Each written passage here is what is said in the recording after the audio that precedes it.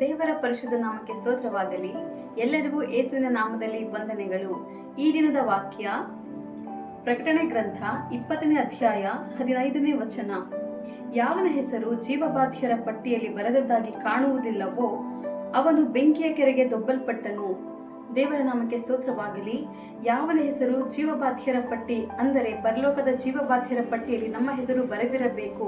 ಹಾಗಿದ್ದರೆ ಮಾತ್ರ ಪರಲೋಕದ ರಾಜ್ಯದಲ್ಲಿ ನಮಗೆ ಅವಕಾಶವಿರುತ್ತದೆ. ಆ ರೀತಿ ಯಾರ ಹೆಸರು ಜೀವಬಾಧ್ಯರ ಪಟ್ಟಿಯಲ್ಲಿ ಬರೆದದ್ದಾಗಿರುವುದಿಲ್ಲವೋ ಅವರಿಗೆ ಗಂಧಕದ ಬೆಂಕಿಯ ಉರಿಯುವ ಕೆರೆಯೇ ಗತಿ.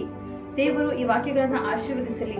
ನಾವು ರಕ್ಷಣೆಯ ವಸ್ತ್ರವನ್ನ ಮಾಡಿಕೊಳ್ಳದಂತೆ ನಾವು ರಕ್ಷಣೆ ವಸ್ತ್ರವನ್ನು ಹೊಂದಿಕೊಂಡು ಪರಲೋಕ ಬಾಧ್ಯಸ್ಥರಾಗಿ ಜೀವಿಸೋಣ. ಈ ವಾಕ್ಯಗಳನ್ನು ದೇವರು ಆಶೀರ್ವದಿಸಲಿ. ಪ್ರಾರ್ಥಿಸಿಕೊಳ್ಳೋಣ. ಪರಿಶುದ್ಧನು ಮಹೋನ್ನತನು ನತೋನ್ನತನಾದ ದೇವರೇ, ನಿಮಗೆ ಸ್ತೋತ್ರ ಕರ್ತನೆ. ಈ ವಾಕ್ಯವನ್ನು ಕೊಟ್ಟದ್ದಕ್ಕಾಗಿ ಸ್ತೋತ್ರ ಅಪ್ಪ. ದೇವ, ನಮ್ಮ ರಕ್ಷಣಾ ವಸ್ತ್ರವನ್ನು ಮಾಡಿಕೊಳ್ಳದೆ ದೇವ, ನೀವು ಬರುವಂತಹ ದಿನದವರೆಗೂ ಸ್ವಾಮಿ ಅದನ್ನು ಕಾಪಾಡಿಕೊಳ್ಳಲಿಕ್ಕಾಗುವಂತೆ ಸಹಾಯ ಮಾಡಿರಿ. ಯಾವ ಕಾರಣಕ್ಕೂ ದೇವರೇ ಗಂಧಕದ ಕೆರೆ ನಮಗೆ ಗತಿ ಆಗದೇ ಇರಲಿ ದೇವ. ನೀವು ಹೀಗೆ ಮಾಡಿದ್ದಕ್ಕಾಗಿ ಸ್ತೋತ್ರ ಸ್ವಾಮಿ. ಈ ವಾಕ್ಯಗಳನ್ನು ಆಶೀರ್ವದಿಸಿರಿ. ಕೇಳುವಂತವರೆಲ್ಲರನ್ನು ಆಶೀರ್ವದಿಸಿರಿ. ಯೇಸುವಿನ ನಾಮದಲ್ಲಿ ಬೇಡಿ ಹೊಂದಿಕೊಂಡಿದ್ದೇನೆ ತಂದೆಗೆ. ಆಮೇನ್.